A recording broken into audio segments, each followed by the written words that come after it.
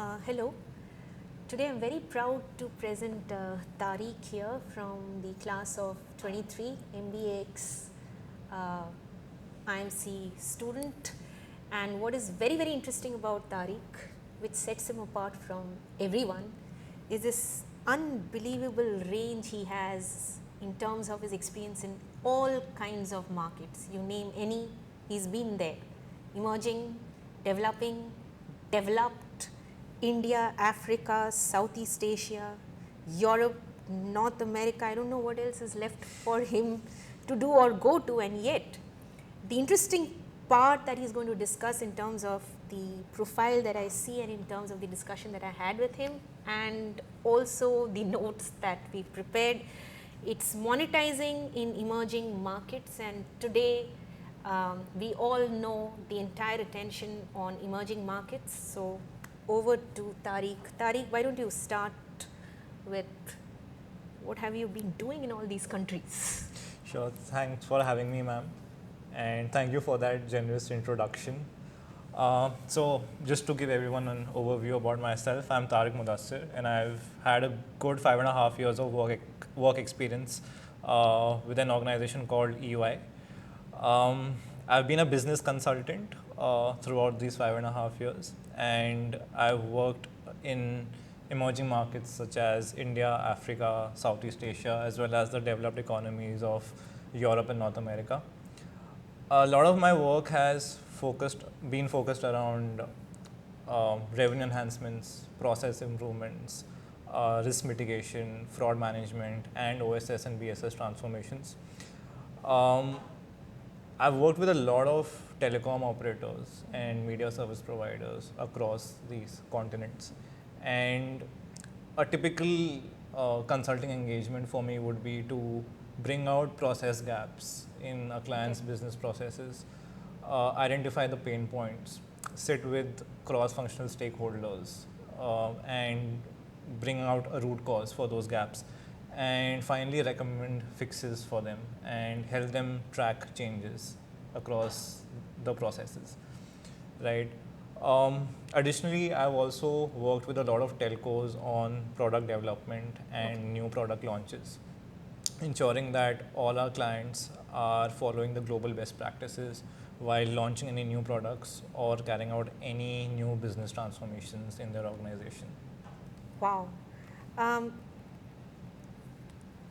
Just because you mentioned emerging markets and you have a really substantial experience there, what is emerging in emerging markets, Tariq?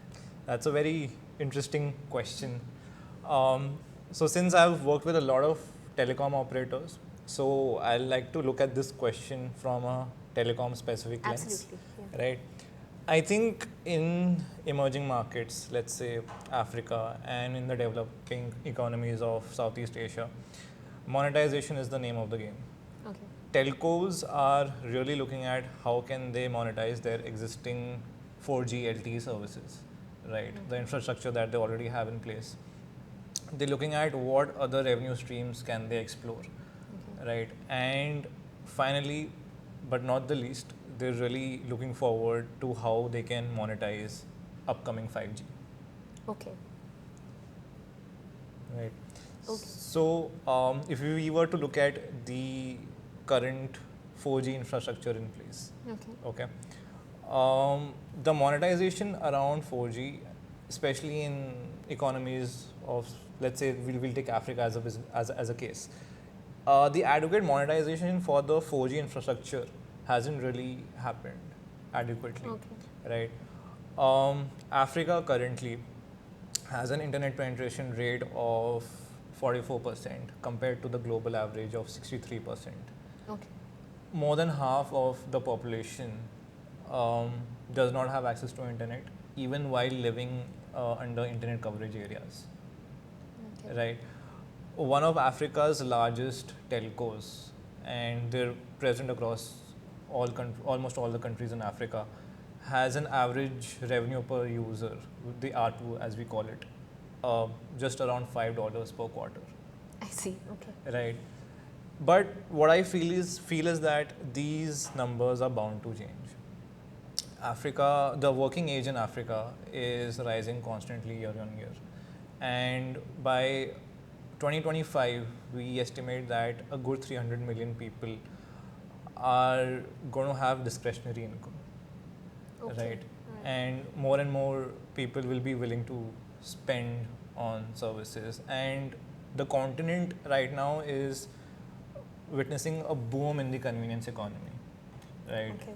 Just in 2021, Sub-Saharan Africa witnessed a 55% increase in sales through online retail channels, right? So this shows that things are changing over there, and the rise of the convenience economy, along with the willingness of to pay, is really going to drive telcos' growth over there. And through these factors, telcos will really have the opportunity of increasing their revenues and their ARPUs as we go along. I see. Right. Coming to the new revenue streams that telcos are exploring now. Okay. They were already offering traditional mobility services such as voice, internet, SMSs as we know it, even fixed line and broadband. But now telcos are looking at what can they do more, what can they offer more. And I know of telcos in Africa who have started launching their own OTT content platforms, their own music streaming services in partnerships with local tech companies and local content providers. And the content on these platforms is very much tailored for local audiences, right? Okay. These services can be bundled with the traditional mobility products and be sold to subscribers. So let's say if I can have a postpaid bundle of 2 GB a day with 1,000 SMSs, 300 minutes of local voice usage, along with a monthly subscription to an OTT service, right? For let's say 1,000 South African rands a month, right? Okay. So that's something which is really upcoming in the telco space now. And then we move on to 5G, right? That's the new big thing in the market across Yes. the world, Yes. right? Mobile internet has seen a drastic revolution over the last 30 years. You know, we had 2G coming in the early 90s. We had 3G coming in the mid 2000s. And in the last 15 years, 4G and 5G have just expanded the mobile internet landscape, right? Currently 4G, basically it functions with the help of large telecom towers to transmit signals, Yes. right?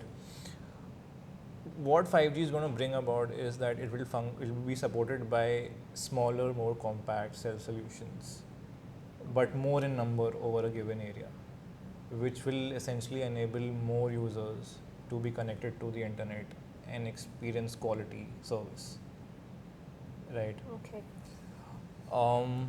The latency is going to be as low as 1 millisecond between a source and a receiver, and the speeds are going to be as high as 10 GB per second, Okay. right? Currently, telcos are selling 4G services as packs majorly, right? So I can buy a 1 GB pack valid for a day, could be valid for a week, or a 10 GB pack valid for a month, right? All telco users for a particular company will be connected to one LTE network, right? Okay. And they will more or less experience the same user experience or the quality of speeds which are being offered, Okay. right? This is not really enough for the adequate monetization of the current 4G infrastructure, Okay. right? It may not be enough, and 5G really has the potential of changing that, right? In a 5G scenario, telcos will be able to slice the network, right, and offer you a particular chunk or slice of that network. It's called a network slice, right? And this is really a revolutionary technological change which will be brought about by 5G. So the network slice which is offered for you, you can use that chunk of the network to fulfill your own business use case or a business application. It will have distinct attributes such as high speeds, reliability, security, very low latency, and those attributes will be essentially very different from another network slice which is offered to another user. Okay, that's interesting. All right. So we were talking about the subscription model, the daily, weekly or monthly subscription packs currently being offered by LT providers. Network slicing will enable providers to move away from that subscription model and charge a differential price for the premium network slice that they offer to you. Right. So let's say I am on a default low cost basic network slice, right? And let's say I experience congestion on that 5G network slice.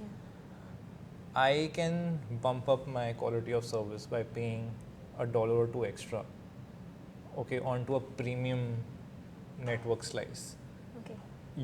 Utilize the service and then climb back down to my basic network slice, right? Let's say you want to play an immersive game in the metaverse, but you don't want to purchase the monthly subscription, you can pay a few dollars extra for an hour or two, jump onto a premium network slice, get premium speed, engage on the metaverse, and once you're done, you can come back to your basic slice.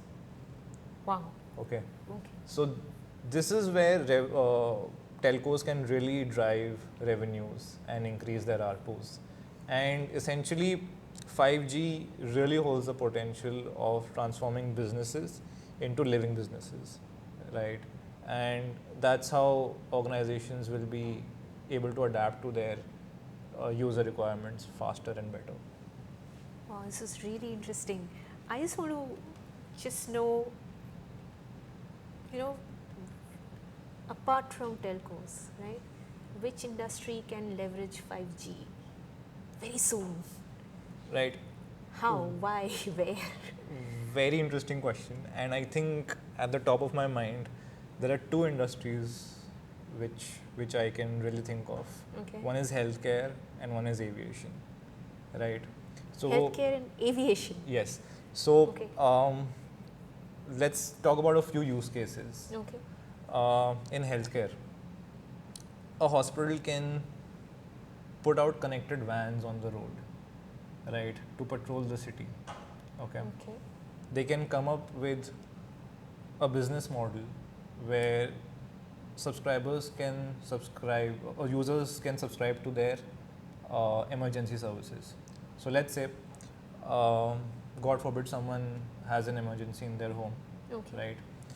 The smartwatch that they're wearing can instantly, over the 5G network, transform signals, sense that there is an emergency, and transmit a signal to the patrolling ambulance nearby, and give a call that please come, there is an emergency in this particular area.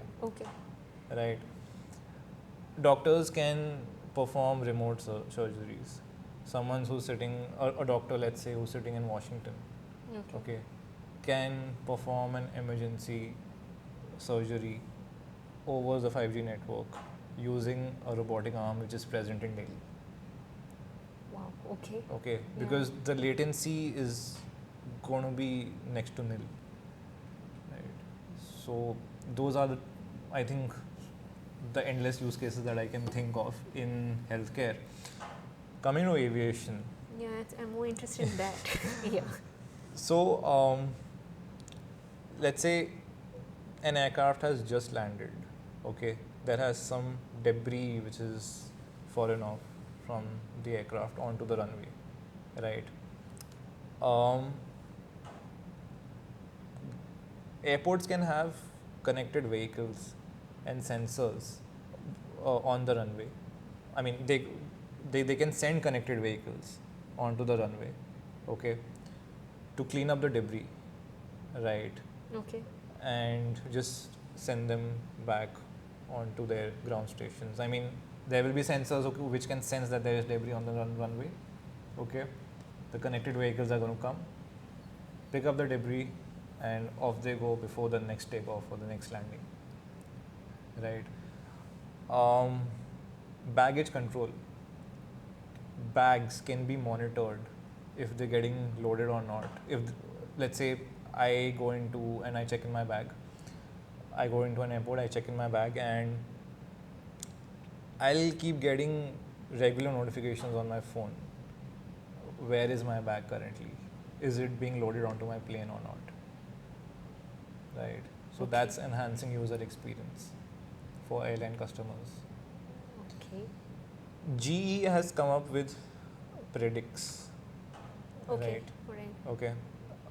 Basically, it's predictive analytics. Okay. Right. So potentially what can be done through predictive analytics is that you can have sensors in an aircraft's engine, okay, which will transmit real-time data, okay, to control centers. The control centers can run some analytics on the data coming in and actually predict the next engine failure which is going to happen, right. So that particular engine can be immediately be taken out of service, repaired, and put back onto the aircraft, right. Wow. So I think the applications and the use cases are just endless, and telcos are going to adapt, they're going to evolve, and they're going to keep monetizing. Wow.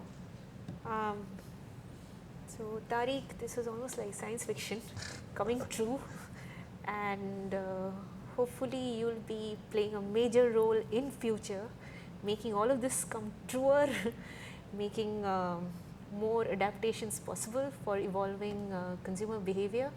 And thank you so much for this amazing analysis, and wish you all the best. Thank you, ma'am. Right? Thank you for having me. Thank you. So emerging markets, Tariq is here to stay. Thank you.